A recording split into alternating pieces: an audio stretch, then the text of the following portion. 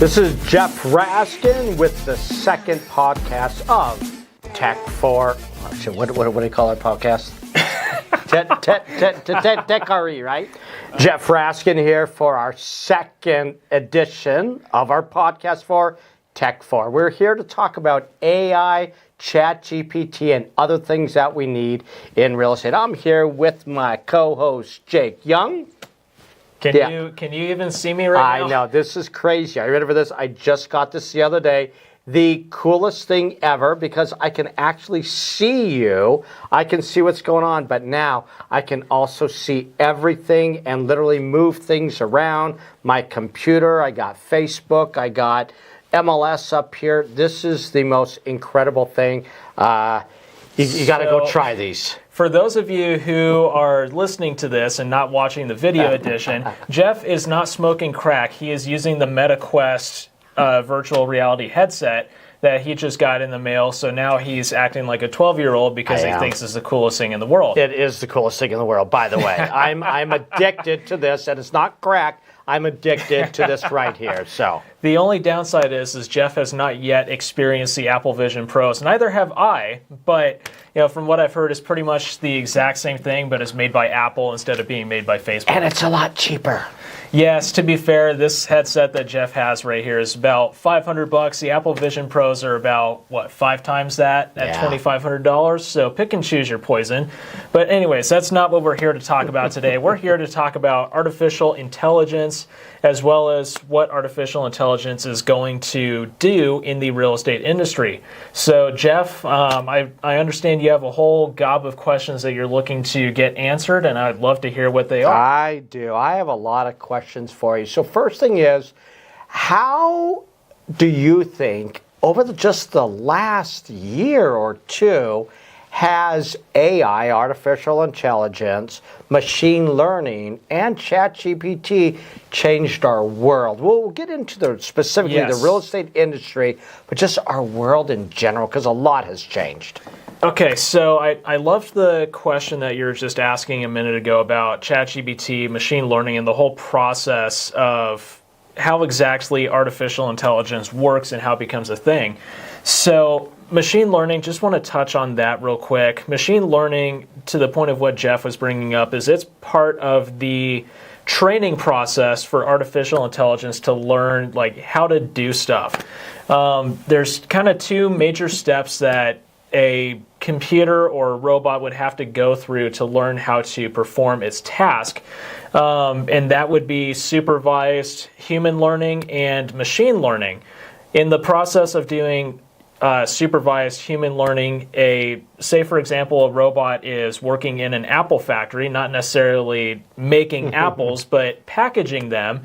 A human would provide a batch of good apples and a batch of bad apples and train the computer to essentially take all the good apples and package them up inside of a box and discard or put all the bad apples elsewhere. And then once the human gets done supervising the training on the artificial intelligence, the robot, then the machine can take over and do its own learning. And usually when a machine is learning learning how to do this stuff for itself, there's usually some sort of a reward system that has to come into play.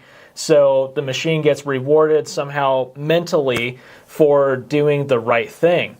Now, with that being said, ChatGPT, what this thing is it's kind of a form of narrow artificial intelligence where it's really only capable of doing one specific task. Something like narrow artificial intelligence could include something like a spam filter for your email, a filter for your phone that filters out spam likely callers. We all get those every single day. It has one job that is built for doing, which is what ChatGPT is. Now, with that being said, ChatGPT and most of the artificial intelligence types that we're working with that are available to the general public right here and right now is a form of generative artificial intelligence. Now, generative artificial intelligence is not really capable of thinking for itself. what it is 100% capable of doing is using our prompts to think of answers or results or things like that. Really what generative AI is built for doing is for generating responses and generating information faster than myself or Jeff or anybody else could think of an answer to something. So really it's just meant to be there to speed up the process, whether we're generating a script for doing phone calls or generating an email, generating a letter, or even using something like the DALL-E system to generate an image or a video quicker than what I could generate just hand drawing or doing something like that myself. It's there to be a tool that's used to make things quicker. So don't know if that answered your question, but if not, then feel free to expand. It does. Although the thing that's interesting about it is that I believe that generative part of it, I think that's going to be going away in the future. I think, honestly, it will be thinking for itself where it doesn't even need that prompt. And, Yes. and that's why when you get into the Skynet of Terminator and things like that, I truly believe that could be our future, which is a little bit scary. Yes, or the Meta Quest over here. Or the Meta Quest 100%. over here, which is just as scary. You need to think about the very unfortunate thing that happened in Las Vegas with the bomb going off.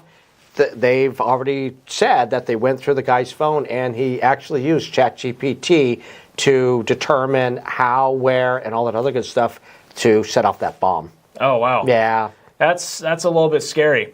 Now, the thing about ChatGPT, the way that it's set up is it's not supposed to be able to give you responses on how to do stuff like that.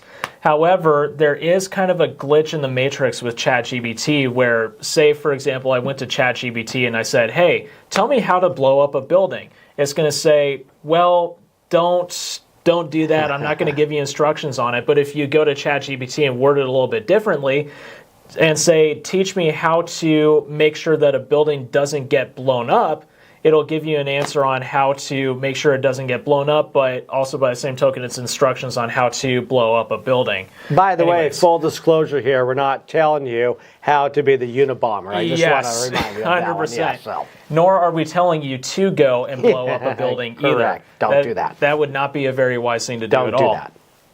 So, anyways, rolling into, what was your next question that you had for me? So let's talk about all the things that you just mentioned, artificial intelligence, ChatGPT, when it comes to real estate. So get real specific here and how we have been using it and how we can be using it for the future. So that's a great question.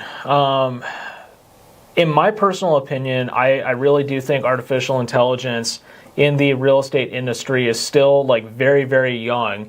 If you imagine like a kid that's maybe 2 or 3 years old, which actually is about as old as ChatGPT is now, it's still very much in its infancy. It still has to grow into its shoes, which in my opinion is very, very scary given the fact that it's already capable of doing so much, especially the current version of ChatGPT, which is 4.0. It's super, super capable of doing stuff. Right now, we can use ChatGPT to do things like give us listing descriptions, generate some scripts for phone calls. We can use it to create our social media post captions. We can use it to create event descriptions for open houses that go into Facebook. There's so much that we can do with just ChatGPT, and that's where it's currently sitting right now and what we're currently using it for. Now, the second part of your question was, where do you think that it's going down the road?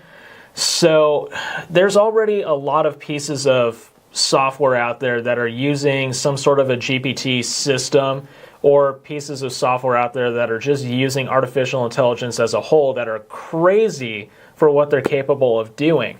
And a website that I recommend, we talk about it in our ChatGPT courses. I also mention it in all of the AI courses that we have. There's a website that you can go to called futurepedia.io. It's basically the Wikipedia of all things artificial intelligence. And some of the different pieces of AI that I showcase in there are real estate specific. One of them that I love is a website called reimaginehome.ai.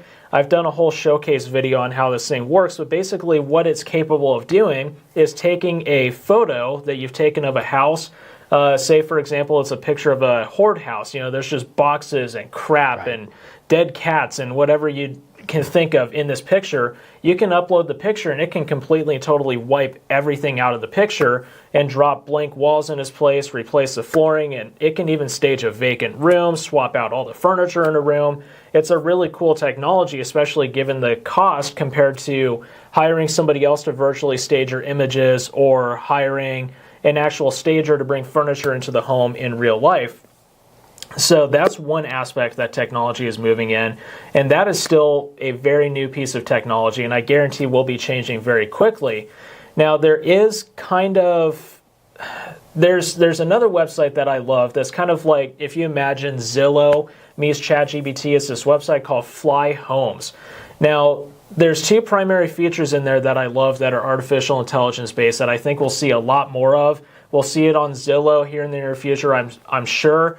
On this website, you can, number one, ask ChatGPT questions about like a specific zip code. It can give you results on schools, what the current mortgage rates are within that zip code, where you can get a loan from. There's actually a filter on there that you can use, like tell it, I want a house with a big backyard. You answer a whole questionnaire, and it uses its GPT-based filters to filter out all of the homes that don't match what you're looking for, and literally presents you with the top 10 homes within the zip code that match what you're looking for, way better than any of the systems in the MLS can, because we as realtors don't, or real estate professionals, don't always put listings into the MLS extremely accurately. Sometimes we miss some of the details. So this thing's looking at the pictures, looking at the property attributions, looking at Google Maps to figure out all these different details. So it's able to filter things down way quicker than you and I can. Plus, there's also one other feature that you can use within the listings on that website that I personally love. What this thing is, we all struggle with buyers who walk into a home, whether it's full of furniture or completely empty with furniture, and they cannot imagine to save their lives what that house would look like with their furniture inside of it. What you can do is you can take the images that are inside of that platform and reimagine them, is what they call it, kind of like the Reimagine Home system. And you can tell it, say, I want to paint the walls pink, I want to swap it out with some medieval style decor or something like that. And it will, not 100% perfectly, but it will give you a good representation of what that room could look like with those changes made to it. So not really something that I would call MLS worthy as far as the graphics are concerned, but we're starting to see some of the basics of what artificial intelligence is going to take shape as in the real estate industry. Now, where it's going to go in the long run, we're not 100% sure, because AI is literally changing on a day-to-day basis. And really, the only thing that's going to stop AI from expanding or really taking over specific things, or I guess not even taking over is really a good word as far as where it's going to go. But what's going to stop the expansion in the real estate industry is really only people running out of ideas of what to do with it, and running out of people to code those ideas into some form of artificial intelligence. I honestly don't think that anything is stopping AI at this point. I remember about 10 years ago, I walked into a real estate brokerage. It's actually up in Prescott, believe it or not. And they actually said, hey, do you want to see a bunch of homes without driving to the homes? And so I'm like, yeah, what's that all about? And they had one of these wearables, one of these headsets, and I put it on, a little bit different from this one here, but very, very similar. And I used Matterport, and it gave me basically a 3D view where I could actually look around. I would actually put it on, and I could go ahead and I can walk through the house. I can see the ceiling, I could see the bomb, and then I can also just go ahead and look at the next room that I want to go into. It would put me into the room, and after that, I could go ahead and just turn my head, and it was like walking around. I thought it was incredible. I don't know why wearables did not become more popular at that time or even now, but So I think to answer that question, these wearables, the thing that's really stopping them from taking off is, number one, I think people don't want to get consumed with that virtual reality world. And we still have a good majority of the people on the planet right now are the people who grew up with televisions and moms telling them not to get too close to the TV screen for too long. And what happens when you put on a VR headset? You put it you put the screen right in front of your eyes. So anyways, back to you. Well, so the other thing that I was going to mention to you is that you were talking about ChatGPT writing a description for you. You don't have to do that anymore. So RPR already has it built in.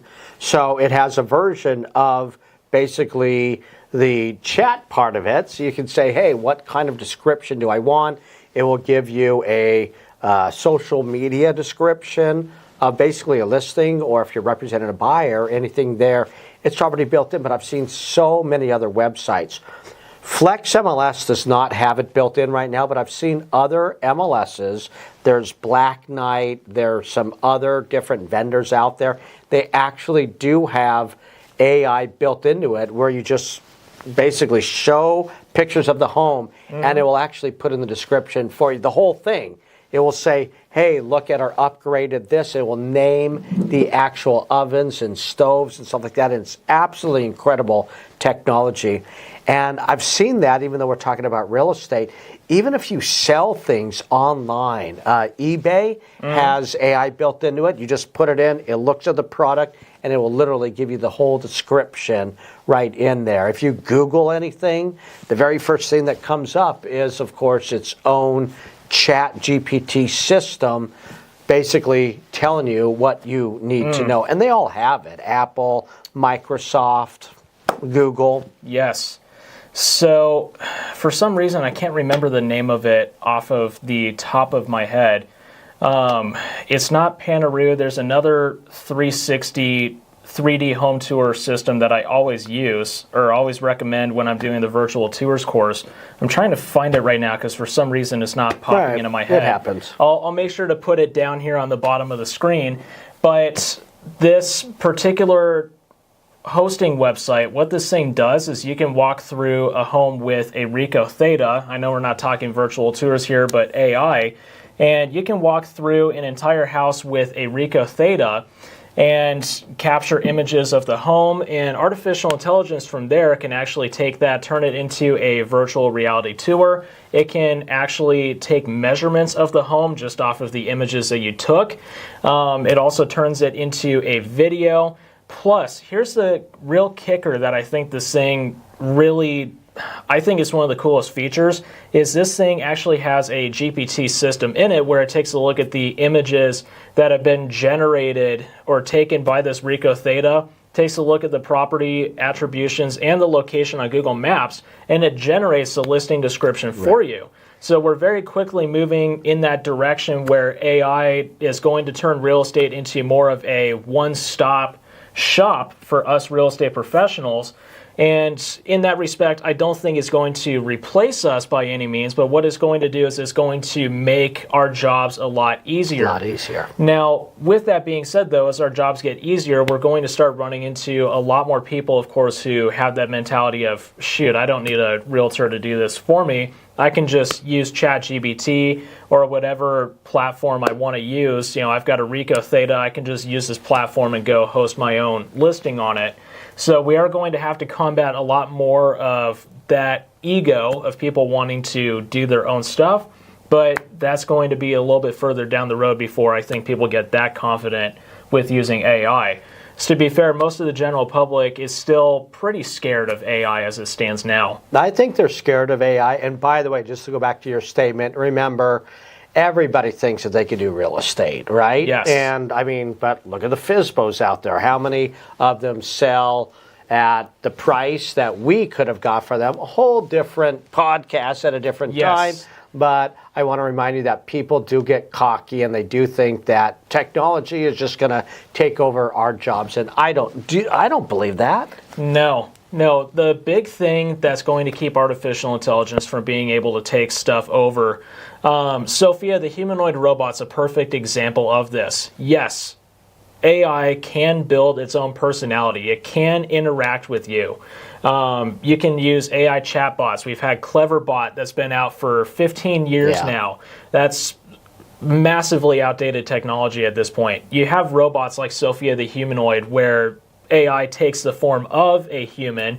But the thing of it is AI, number one, AI needs the human touch in order to be able to grow. It cannot evolve without human input. It's built that way on purpose. But also, we as humans need human-to-human interaction. Even the strongest introvert that could crawl into a cave and live there for a month at a time is still going to get to a point where they crave human interaction, and artificial intelligence cannot do that. We as real estate professionals, somebody's looking at buying a house. There's brokerages that are famous for letting people walk into homes by themselves and just touring them on their own time.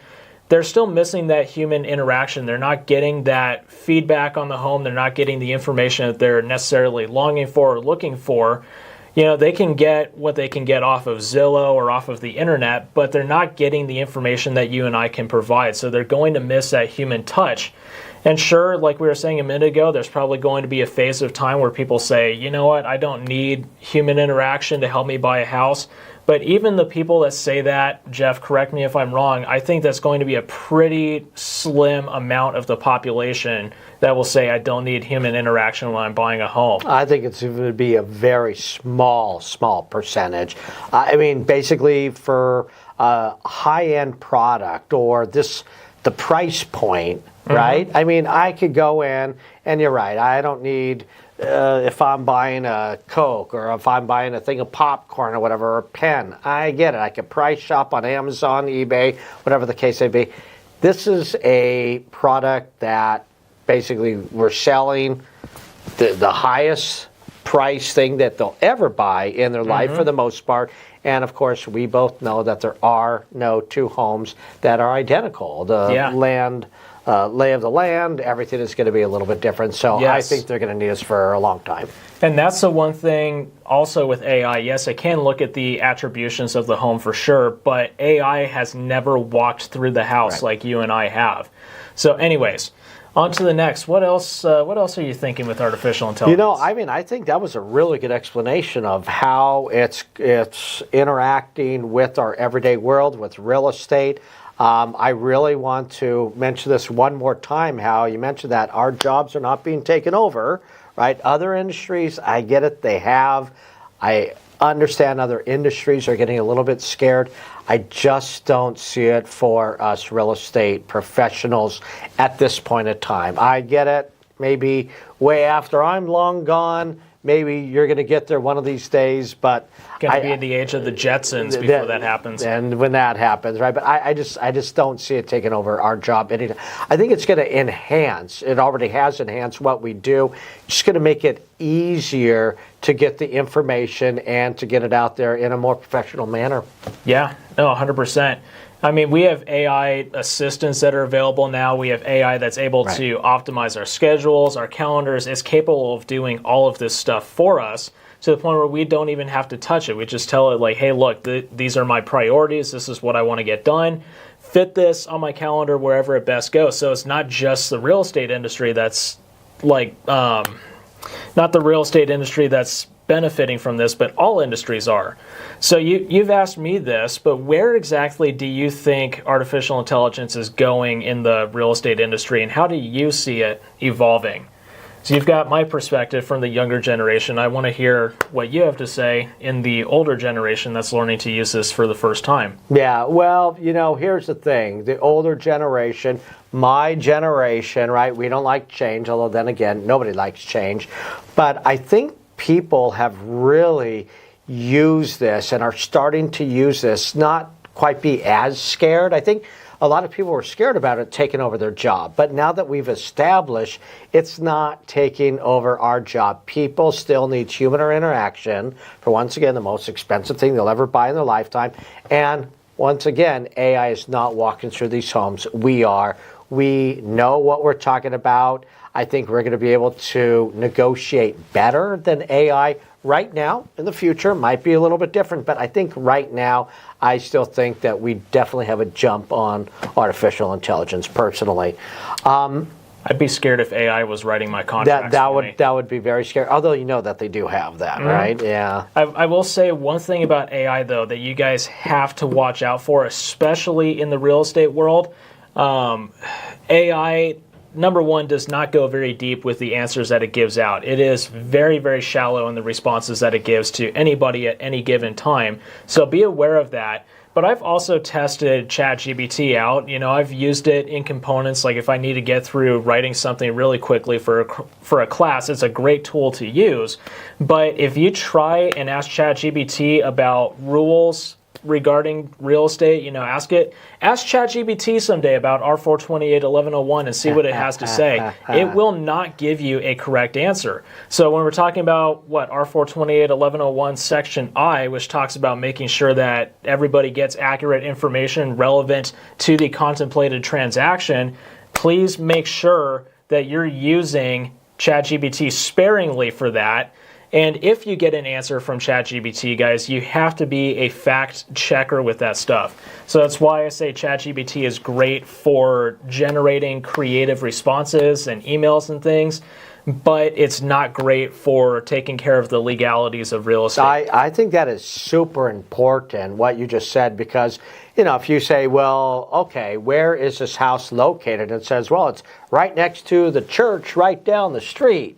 Well, Yeah. It's not going to take fair housing into the description, and so we're going to have to now teach it to say, hey, by the way, 9 protected classes, 7 from HUD, 2 from NAR. It's going to go, what's NAR? So in other words, we're going to have to teach it.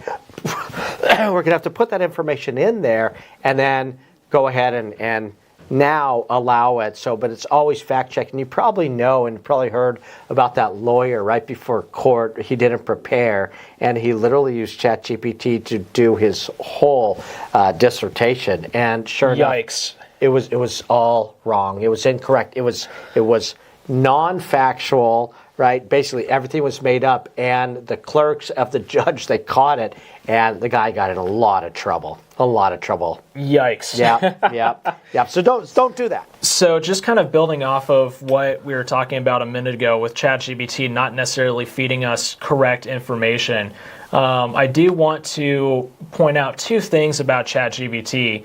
Is that, number one, it's very, very easy to take a look at ChatGPT or anything that's been written by ChatGPT and figure out that it's been written by ChatGPT. For example, if you're asking it to write you an email, you're always going to want to change the intro to it, because every single time it writes an email, it will say, hi, hopefully this email finds you well, or something along those lines. It's always the exact same thing.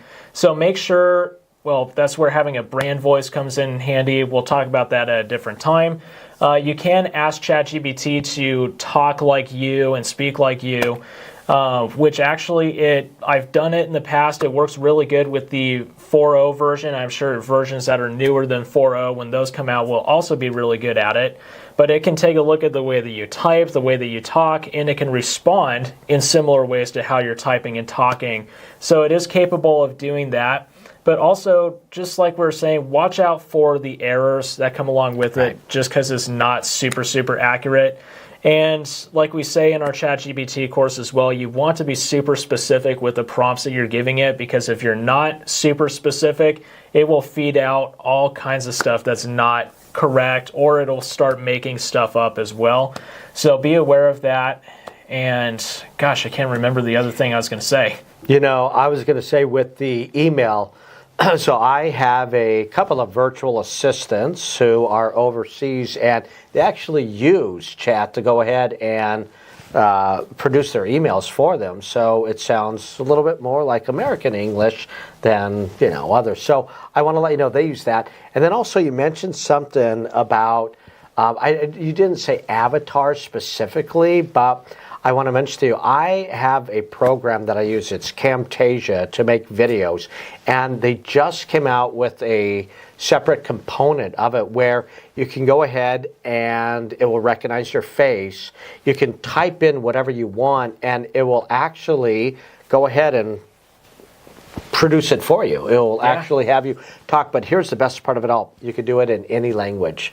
So another one, maybe not any language, but there was like 50 different languages on there. So in other words, I can say, hey, here's my speech, and go ahead and say it in Chinese. And literally, it will have your face, the facial expressions obviously will change according, but you can do it in Chinese, and I don't know how perfectly accurate it's going to be translated from English. I don't know into Chinese, so I can't tell you. So I wouldn't be able to tell you either. But it was pretty incredible. I mean, when I went through their seminar just a couple of weeks ago, I mean, people were like, "Wow, this is pretty mind blowing." There's another platform that I've taken a good serious look at. I've played around with it a little bit called Synthesia.io, and it's kind of similar to what Jeff is talking about with avatars and fake people recording videos. I mean, I exported one of the videos out of Synthesia, and it's actually insane how fluid these avatars are moving around, and that kind of goes into a whole category of things called deep fakes, which we won't get into today. We do have a whole section inside of our AI in your pocket course that goes over the reality of deep fakes, and that stuff is really Super scary. You probably remember back in late 2023 when ChatGPT was really just starting to break through the surface. There was a video that came out of Will Smith eating spaghetti. I'm sure you probably remember how it did not look realistic whatsoever. Not at all. I've seen a comparison of that video between a recently created version of Will Smith eating spaghetti, and he's gotten a lot more realistic. Like, you can still tell that it's fake, but he's gotten way more realistic. Also, going along those lines, take a look at videos of, there's Tom Cruise. Yes, Tom Cruise. You got to go look at Tom Cruise and his deep fake. You can't tell the difference. His voice, his mannerism, everything. You're like, that's Tom Cruise, and of course it's not. I do actually use that in my AI course. There's a video of Tom Cruise and Paris Hilton floating around on YouTube like they're getting ready to go out on a date. You wouldn't know it's fake whatsoever. Now, you need a super powerful supercomputer to render a video like that, but if you want to see something that's really simple, look for a video of Anderson Cooper or Morgan Freeman on YouTube, and you'll see a really good example of those. So anyways, thoughts on deepfakes. What are your opinions on them? I thought you weren't going to go here today on this one, but... Well, keep it brief. Just keep it brief.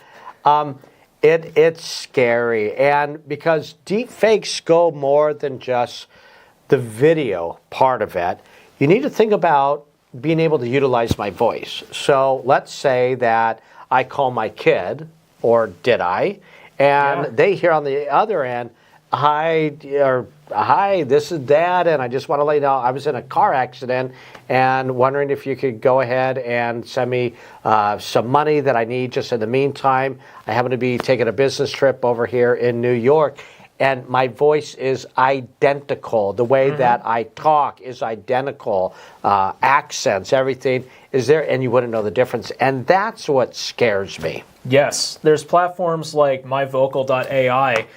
Granted, you have to go through like a whole script reading process to, like, in order for it to clone your voice, but there are other platforms.